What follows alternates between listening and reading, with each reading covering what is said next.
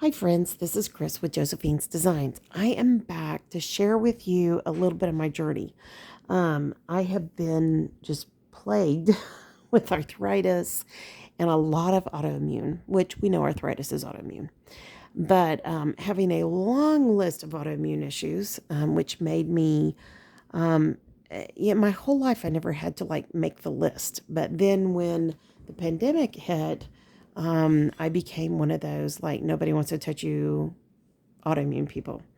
So, but I am here to say that it's been a wonderful journey.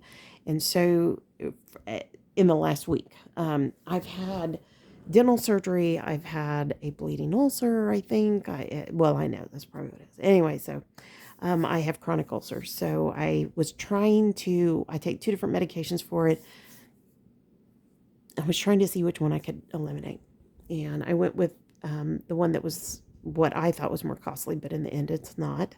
And then, so I will, once I get back on track and everything gets to be where it needs to be, then I will eliminate that one or go back on that one and then eliminate the other, which I did during the pandemic.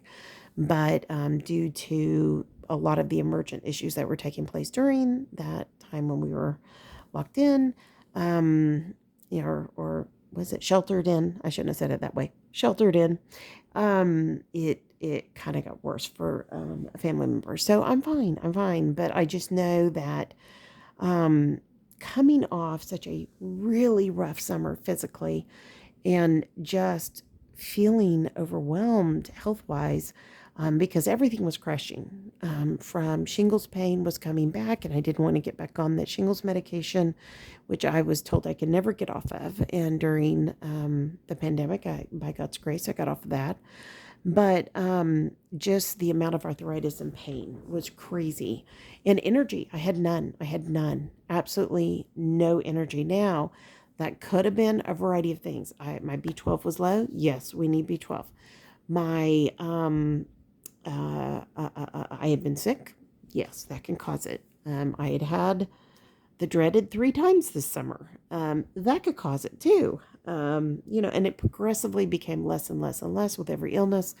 But it was enough. It was enough. It affected my lungs. It affected my breathing. I mean, I would literally get up, go spend 5 minutes working, and come sit back down going, and my husband would talk to me on the phone. He's like, "What are you doing? What have you been doing?" And I'm just like, and he was like, "What is wrong?" And I said, "Well, I was working in the kitchen." "Well, you're out of breath." And I was like, "Yes, I am. Of course I am. I'm tired." So, and being tired, just being tired all the time.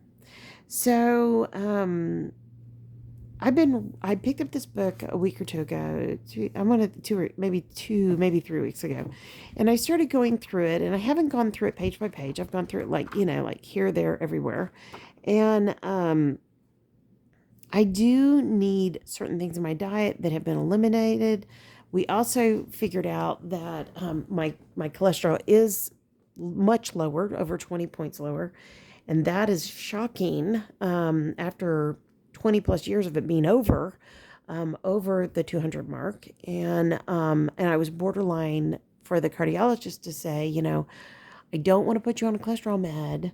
You're already doing everything you should do, because I was a vegetarian at the time. And he goes, seriously. And I said, well, I still like chocolate, clearly, and he started laughing. "Well, you need a little chocolate." He was so sweet. But the thing is, I don't need a little chocolate. And I'll explain why in a minute. But I recognize that when I added meat back in my diet, it is very hard for my GI tract. I'd rather be vegetarian, but that may have been what lowered. And my oldest daughter, and I have talked about that I was a school of the Weight Watchers fat free, and I was on that diet. I don't know how long, high sugar, low fat.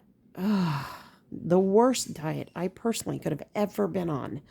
And my brain just had a hard time, and I would eat good fats. You should only eat the good ones, right?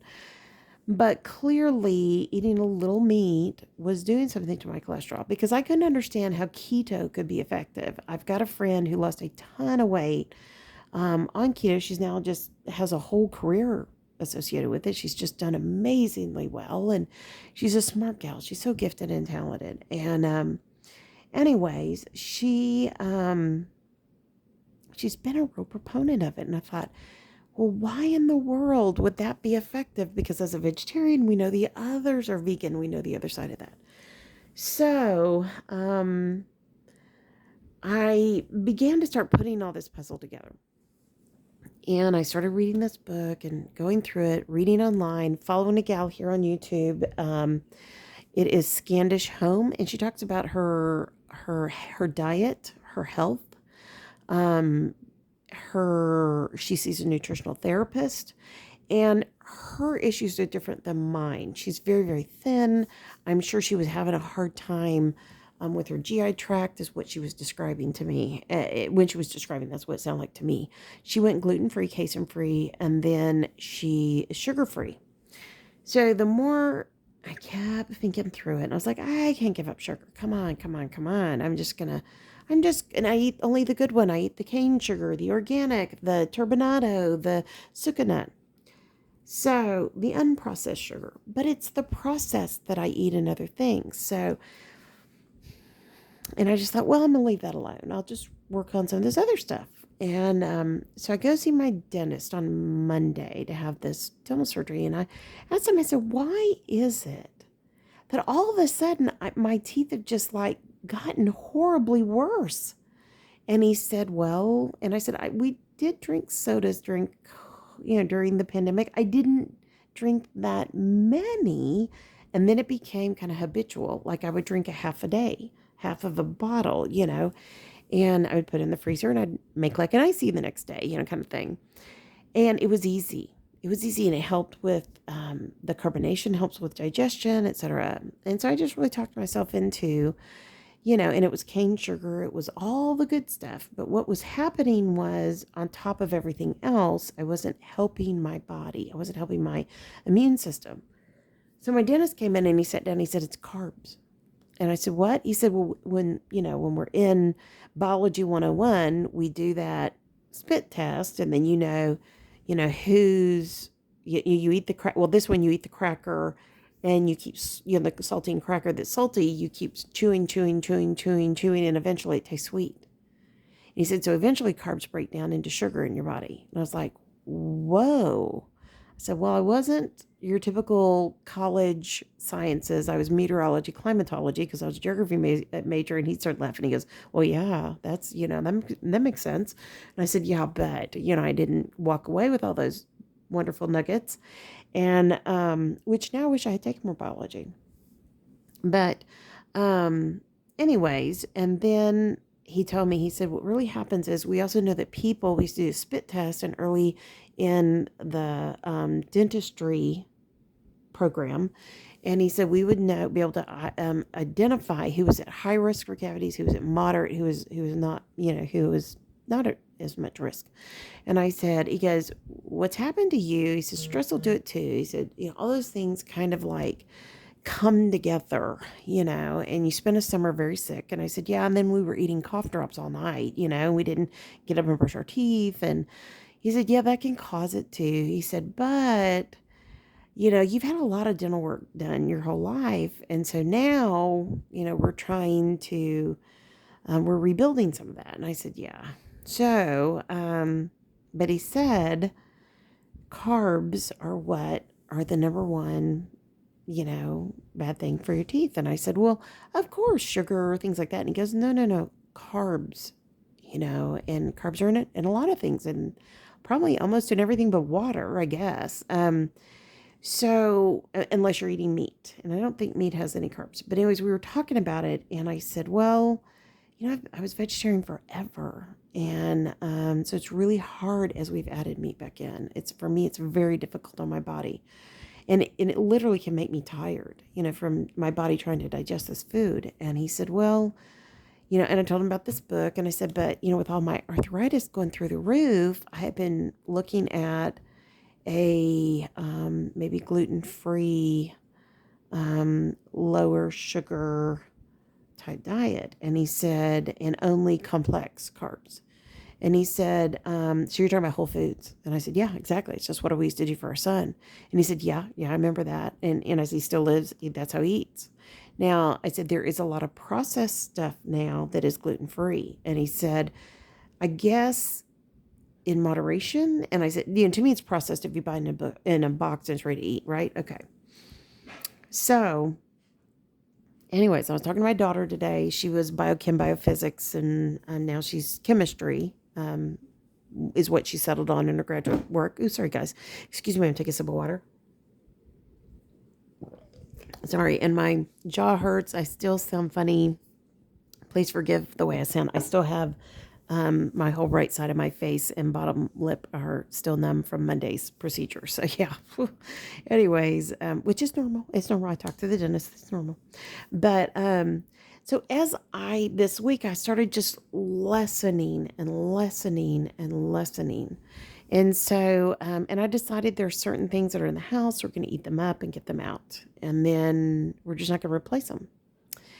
And our daughter is so sweet, our youngest one. She made Dean's List again. And so she went, they had a little, like, you get a t-shirt thing. And she came home, and my husband went to grad school there, and our son went to undergrad there. I don't think he went to grad school. He did go to grad school there. Anyway, sorry. But they were both, summa cum. Our son was maximus cum laude, and my husband was summa cum laude, and he was working full time, taking enough hours to sit for the CPA as well as his MBA, and he got it done in a year and a half. I know they're crazy smart, but so she came home and she brought him. When she went to pick up her t-shirt, she got her daddy's size. And I told her, I said, can you go back and I'll pay for one for you? Because she goes, well, I already have enough t-shirts. That's what I felt like. And I was like, oh, goodness. So, and she does have a lot of t-shirts. And because I buy her a lot of Christian t-shirts and stuff like that. But anyways, I was watching her, and she's very thin. She weighs less than 100 pounds. She is very disciplined in how she eats. She eats a lot of sugar, but she's very disciplined in everything else. I mean, and she doesn't eat as much sugar as, say, like the rest of us would eat, on a regular day. But I thought about it. She takes a long time to get through a meal, which is what I should be doing anyways because of my GI tract. And with this ulcer, I've had to slow down. I mean, eating is a beast. And so, but what I recognized is that, as I've gone through the week and given up less and less and less, because I thought, well, I'll let myself have 2 little T90 Hershey's bars per day. Because I love chocolate. And there's Lily's and all that. Yes.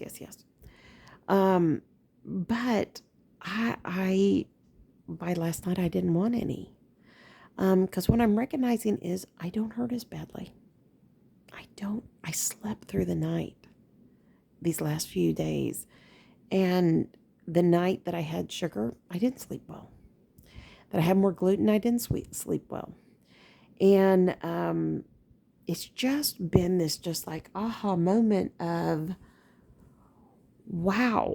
Because I hurt all night. That's why I wake up. I wake up because I'm in pain. And I've taxed my liver. I don't have a fatty liver, but it's a little elevated. And I know it's because I've been taking prescription ibuprofen. It's coated so my stomach can handle it. And yeah. And so I've just been masking these things. Do I think, I don't know anything more than what is working for me. So this sweet gal on YouTube, she's casein-free, gluten-free, sugar-free. And I thought, I've already done the casein-free, and I probably can't. I don't find that dairy gives me problems, but it can. So, I just figured I'm going to stair-step this down. I'm going to slowly replace my flours, my whatnot. And you're talking to somebody who does sourdough with regular flour. So I'm going to have to build a sourdough starter off of gluten-free and see how that works before I get rid of my flour. Things like that. And so I'm really at a point now that I love fermented foods. I think it's fantastic for you. That's another autoimmune builder. Lots of organic fruits and vegetables are always a blessing. For me, I am slowly going gluten-free. Matter of fact, I ordered for my son, my daughter-in-law, and myself a gluten-free spice cake. Though there's sugar in it, I'm going to do cream cheese frosting.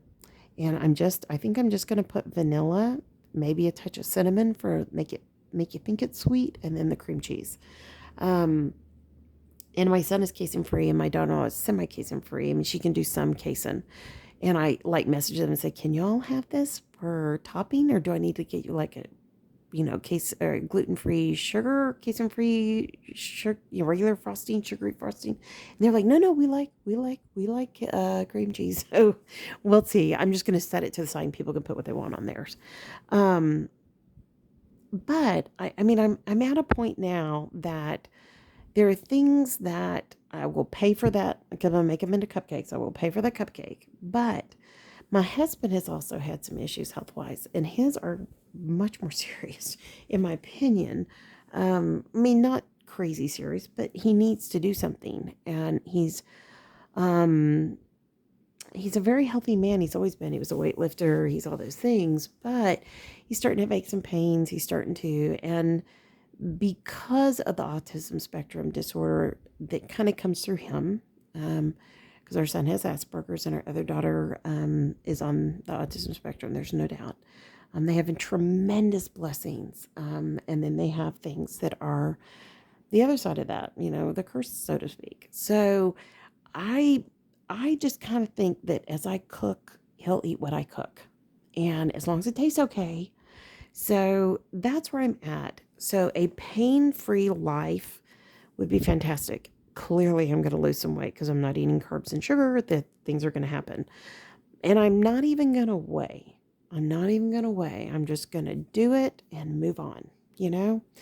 And the gal who I watch, if I didn't say it's Scandish Home, and she's a nutritional therapist. I talked to my daughter. I said, my oldest daughter, I said, I might consider a nutritional therapist, but there's nothing close. And I don't know, I've had tons of blood work lately. I think we can go based off my blood work, though I'm sure there's other things they want to check for.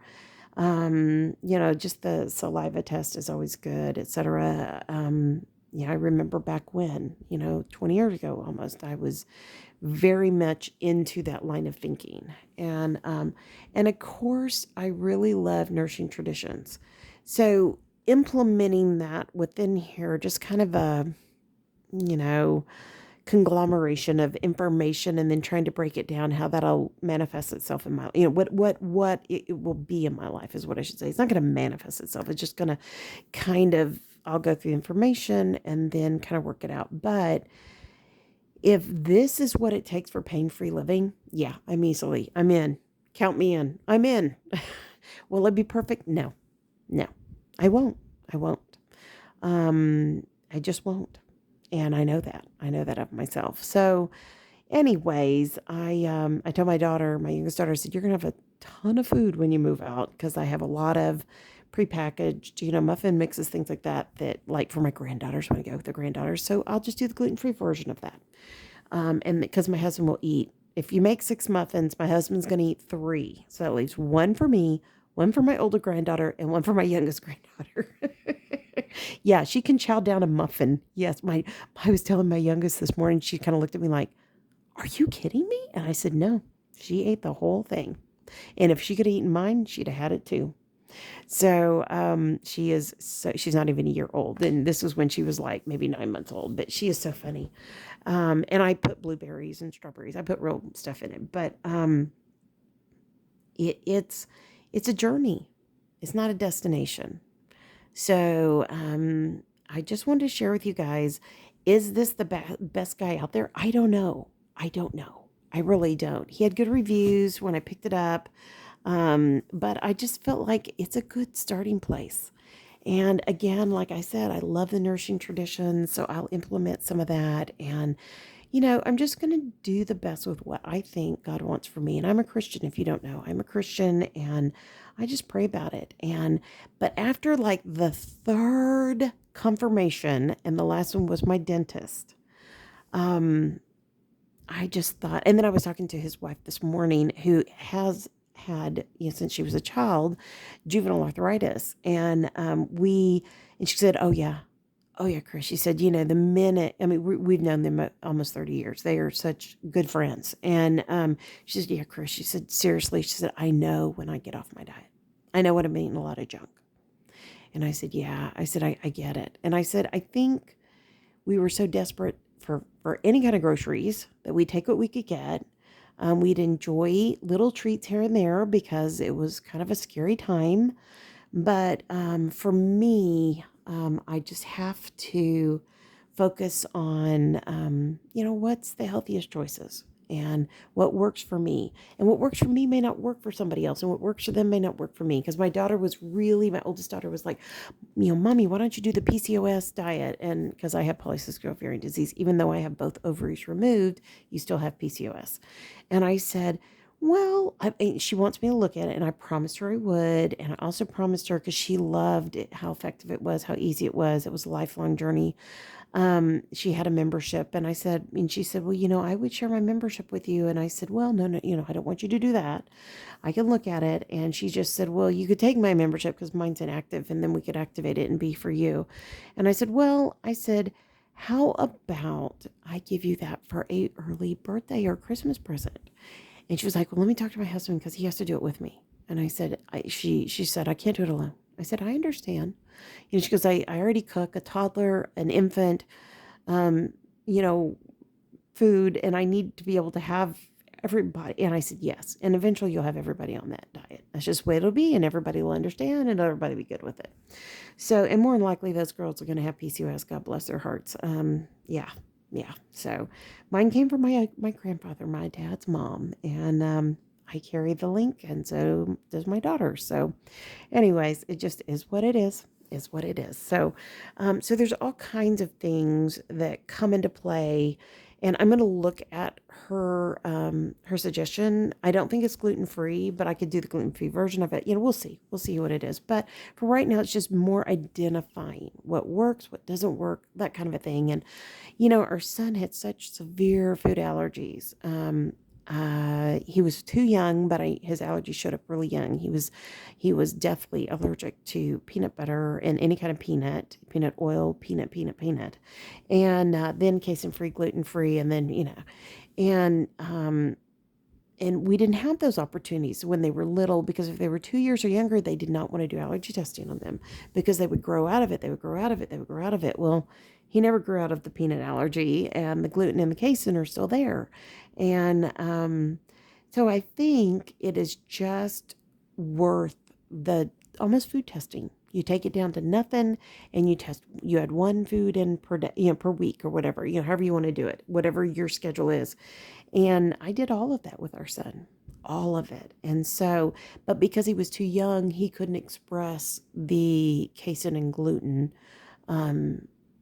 issues. He didn't have the words, at 2 years old, to say, that upset my tummy. Whereas the other one, he'd have a violent reaction. We were, anyway, so, what scary times that was. Oh my goodness. But anyway, so I think that, if you can't afford a nutritional therapist, do your research, read online, follow. I was listening to a doctor today, and I'll share this with you and I'll let you go, that she was talking about how to get off sugar.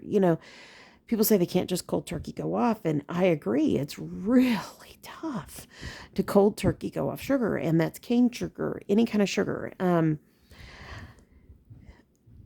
Usually people do that. They will stay with maple. They will mostly stay with maple. They'll do a little honey, and then they'll do maybe monk fruit, things like that, stevia, stuff like that.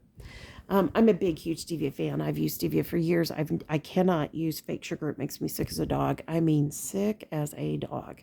And, but Stevia's done a great job. I grow it, the whole thing. And you have to get the not so heavily processed. You don't want anything heavily processed if possible. And, but the thing I will say in all of this is as you're coming off sugar, be smart about it. I don't like the taste of plain yogurt, and I can even add fruit to it, and I still don't like the taste of plain yogurt. And I make our yogurt, I buy our Greek yogurt, I'll do whatever, But if I put a little maple syrup on it, man, it's like candy. It's fantastic. So I think, and you also need less sugar as you don't have the taste for it anymore, because if you eat sugar, you build up a taste for it, and that's what makes you crave carbs. So, anyways, but what this doctor said this morning, and I'm so sorry, don't remember her channel. It just popped up in my feed and I was listening to it. I wasn't even watching, I was listening. And she was suggesting that if you want to come off sugar, the way you do it is you have to fill the gap. And the way you fill the gap is with like a salad a day, and not a naughty salad, a good salad, with great veggies, organic, the good stuff of a rainbow salad is what I would call it. Different, all kinds of different fruits, different vegetables, even fruit. You could put an apple in it if you're hungry for sweet, and then good fats. And again, I'm from that fat-free sugar era of Weight Watchers, where you just, you eat the sugar instead of the fat and you'll lose weight. Well, I think that's what affected my cholesterol, to be honest. I think that, I'm making a point to eat more of the good fats. There's not a meal I don't probably put hemp hearts on. I just love them. They're so good. And, nuts and seeds and, hold on, let me get a sip of water. Avocado, your omegas are really good. I was just reading here, the omegas are really important. But I just wasn't getting the balance like I should have. And but she also suggested 2 cups of cooked vegetables as well. But her real focus was on the fat. You've got to put some healthy fat back in. It'll help stave off the carbs. And you know what? I found that to be 100% true.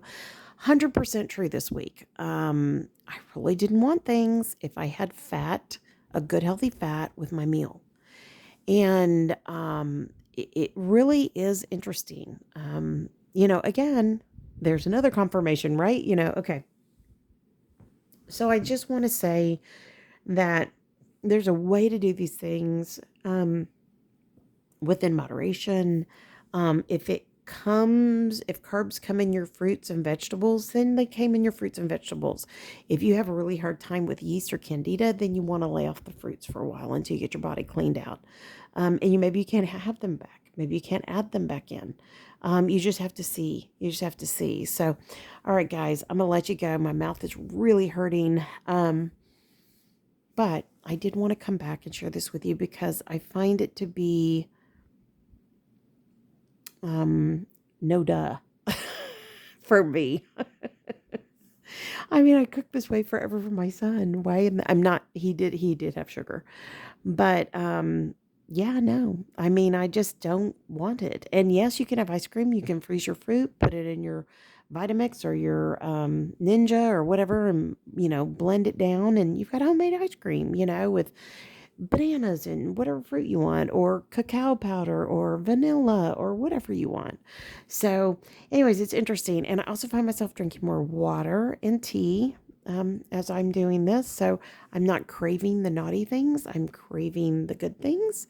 And yeah. So, all right, friends, I pray your day is blessed, creative, and lovely. And before I forget, the one thing you can add in is essential oils that give you the flavor of sweet. So cinnamon is one of those things that gives you a flavor of sweet. Cinnamon, I think it's Ceylon is the really good one. I think that's the right one.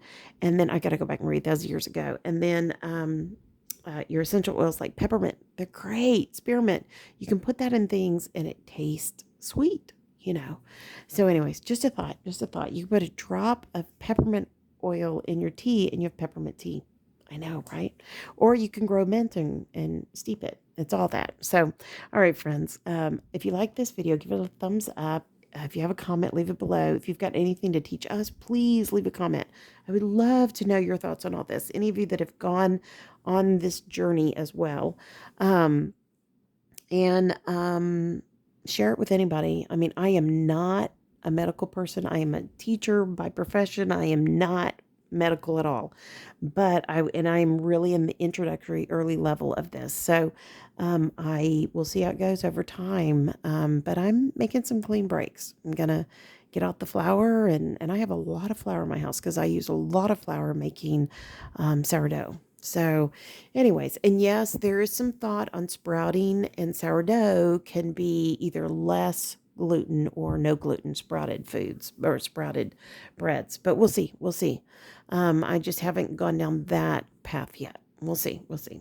All right, friends, have a great day. I hope this is an encouragement. It's just exciting to me to see in such a short time there's already a level of benefit, and I can't imagine what it's going to be like at the end. I just can't imagine. So, all right, friends, I'll be talking to you soon. Have a great day, and thanks for staying to the end. You're such a good friend. All right, friends, love y'all. Take care. Bye-bye. Oops, hold on, guys. My thing moved.